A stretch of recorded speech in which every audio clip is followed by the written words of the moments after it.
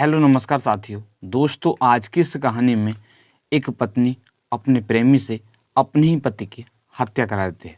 Hello नमस्कार साथियों, मैं केशव सैनी आपके सामने एक नई स्टोरी लेकर आया हूँ। साथियों, आज की जो कहानी है वो है देहरादून की।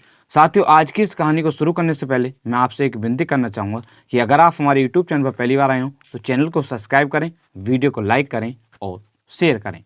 साथियों, आज की जो कहानी है वो है देहरादून की। साथियों, उत्तराखंड में एक ज़िला पड़ता है देहरादून, और उस ज़िले में एक थाना पड़ता है पटेल नगर, और उस थाना क्षेत्र में एक गांव पड़ता है पिथरुल वाला। उस गांव में एक व्यक्ति होता है साथियों, जिस व्यक्ति का नाम होता है परविंदर। वो वहाँ पर रहा करता था। साथियों, वो जो रहने वाला होता है वो उत्तर प्रदेश में एक ज़िला पड़ता है, उत्तर प्रदेश में एक ज़िला पड़ता है सहारनपुर, और उस ज़िले में एक थाना पड़ता है फतेहपुर, और उस थाना क्षेत्र में एक गांव पड़ता है कमालपुर। उस गांव का रहने वाला होता है। साथ ही जो परमिंदर होते हैं वो काफ़ी सालों से जो देहरादून में वो काम करने के लिए जाया करते थे। साथ ही वहीं पर रहा करते थे। वो कई सालों से अक्सर वहीं पर रहा करते थे। साथ ही उनकी जो पत्नी होती है, उनकी पत्नी का नाम होता है सरिता। साथियों, अब सन 2017 में उनका एक चचेरा भाई होता है जिसका नाम होता है अनुज कुमार। साथियों, वो पढ़ाई करने के लिए वहाँ पर जाता है। साथ ही वो सन 2020-21 में जो अनुज कुमार होते हैं वो ITI की पढ़ाई कंप्लीट कर लेते हैं। कंप्लीट साथियों वो उनके वहीं पर रहकर करते हैं। साथ ही वहाँ पर रहते रहते उनका जो सरिता होती है, सरिता के साथ प्रेम प्रसंग शुरू हो जाता है। साथियों, प्रेम प्रसंग शुरू हो जाता है, मगर इसके बारे में जो ये होते हैं जिसका नाम होता है परविंदर, उनको पता नहीं चलता है। साथियों, इसी तरह से कुछ दिन के पश्चात जो परविंदर होते हैं उनको इसके बारे में पता चल जाता है। साथियों, जैसे ही पता चलता है तो वो अपनी पत्नी को डांटते हैं। इसके पश्चात जो अनुज कुमार होते हैं उनको भी डांटते हैं और अपने कमरे से निकाल देते हैं। इसके पश्चात भी जो अनुज होता है वो वहाँ से कुछ दूरी पर किराए का मकान लेता है और वहाँ पर रहना शुरू कर देता है। इसके पश्चात भी जो अनुज कुमार होते हैं और जो सरिता होती है उसका जो प्रेम प्रसंग है वो लगातार जारी रहता है। साथियों, उनका प्रेम प्रसंग लगातार चलता रहता है। जब जब जो परविंदर होते हैं वो घर पर नहीं होते थे तो वो मिलने के लिए जो सरिता होती है उसके घर पर आया करता था। साथियों, इसी तरह से प्रेम प्रसंग लगातार चलता रहता है। साथियों, अब दोनों प्रेम प्रसंग इतना बढ़ जाता है कि वो दोनों एक दूसरे से शादी करना चाहते हैं। साथियों, जो दोनों होते हैं अब दोनों प्लान बनाते हैं कि ऐसे ऐसे ये जो परविंदर है इसको रास्ते से हटाया जाए और इसके पश्चात हम दोनों शादी कर लेंगे और एक साथ रहेंगे। साथियों, अब प्लान बनाया जाता है। प्लान के अनुसार 15 दिसंबर दिन रविवार होता है। 15 दिसंबर की रात जो परविंदर होते हैं वो दारू पी लेते हैं। साथ ही नशे की हालात में होते हैं और वो घर पर उपस्थित होते हैं।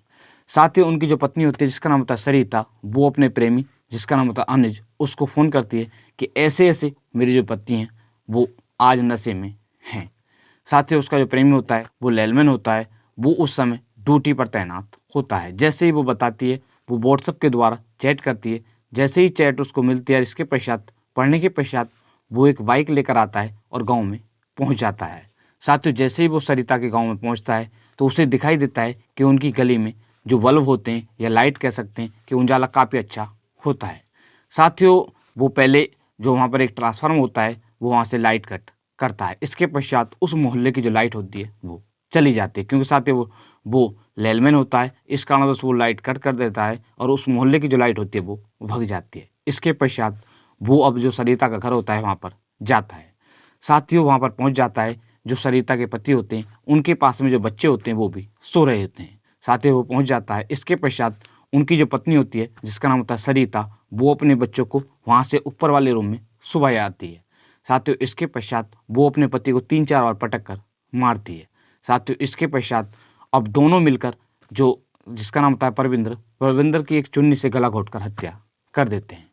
इसके पश्चात जो आरोपी होता है वो वहाँ से फरार हो जाता है। जो जिसका नाम होता है अनुज, वो वहाँ से चला जाता है। साथियों, इसके पश्चात जो ये होती है सरिता, वो बहाना बनाने लगती है कि ऐसे ऐसे इनकी तबीयत खराब है। जैसे ही अड़ोस पड़ोस के लोग आते हैं उनको शोर शराबा की आवाज़ आती है तो वो पूछते हैं क्या हो गया, तो वो कहती है कि ऐसे ऐसे इनकी तबीयत खराब है।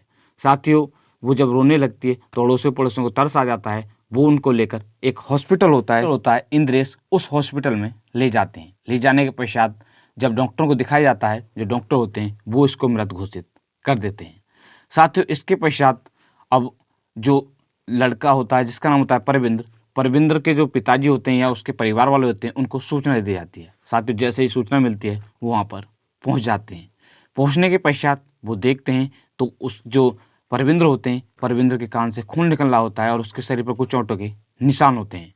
साथियों इसके पश्चात वो इसकी सूचना एक थाना पड़ता है पटेल नगर, उस थाने की पुलिस को देते हैं। साथियों जैसे ही पुलिस को सूचना मिलती है, जो पुलिस होती है वो वहाँ पर पहुँच जाती है।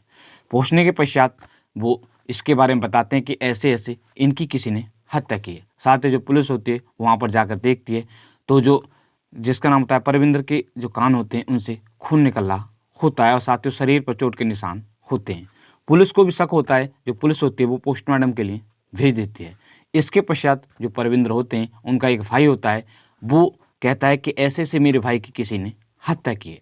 साथ ही जो पुलिस होती है वो पोस्टमार्टम के लिए भेज देती है। अब पोस्टमार्टम की जो रिपोर्ट होती है वो आ जाती है तो उसमें पुष्टि होती है कि उनकी हत्या की गई है।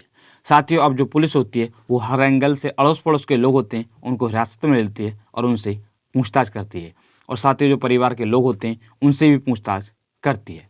इसके पश्चात जो पुलिस होती है वो कॉल डिटेल चेक करती है और फ़ोन चेक करती है तो व्हाट्सएप के अंदर चैट मिलती है। चैट मिलने के पश्चात जो पुलिस होती है, पुलिस जिस व्यक्ति से चैट होती है उसका नाम अनुज कुमार होता है। पुलिस पूछती है कि ऐसे ऐसे कौन व्यक्ति है तो पता चलता है कि वो अनुज कुमार होता है और जो सरिता का प्रेमी होता है। साथ ही जो पुलिस होती है वो उसकी पत्नी जिसका नाम होता है सरिता को गिरफ्तार करती है और इसके पश्चात पूछताछ करती है। साथ ही पूछताछ के दौरान वो बार बार मना करती है, मगर जब पुलिस उससे सख्ती से पूछताछ करती है तो वो उस जुल्म को कबूल कर लेती है और जो पूरी कहानी होती है इसके बारे में बताती है। साथ ही इसके पश्चात जो पुलिस होती है, जो उसका प्रेमी होता है जिसका नाम होता है अनुज कुमार, उसको गिरफ्तार कर लेती है। गिरफ्तार करने के पश्चात उससे पूछताछ करती है तो वो भी अपना जो जुल्म है इसको कबूल कर लेता है। पटेल नगर कोतवाली जो प्रभारी हैं जिसका नाम है कमल कुमार जी ने बताया कि पुलिस ने पोस्टमार्टम रिपोर्ट के बाद 12 घंटे के अंदर इस केस का खुलासा कर दिया है। पुलिस ने जो मृतक की पत्नी होती है जिसका नाम होता है सरिता और उसका जो प्रेमी होता है जिसका नाम होता है अनुज, उन दोनों को गिरफ्तार कर लिया है और गिरफ्तार करने के पश्चात उनको जेल भेज दिया है। साथियों इनके साथ सख्त से सख्त कार्रवाई की जाएगी। साथियों जो इस हत्याकांड में जो उपयोग की चुन्नी होती है उसको भी बरामद कर लिया गया है। साथियों इन दोनों आरोपियों के साथ सख्त से सख्त कार्रवाई की जाएगी। आज की इस कहानी को सुनाने के उद्देश्य किसी भी व्यक्ति को परेशान करना नहीं है, किसी का दिल दुखाना नहीं है, सिर्फ आपको जागरूक करना है कि आज हमारे समाज में जो लोग हैं वो किस तरह की हरकत कर रहे हैं।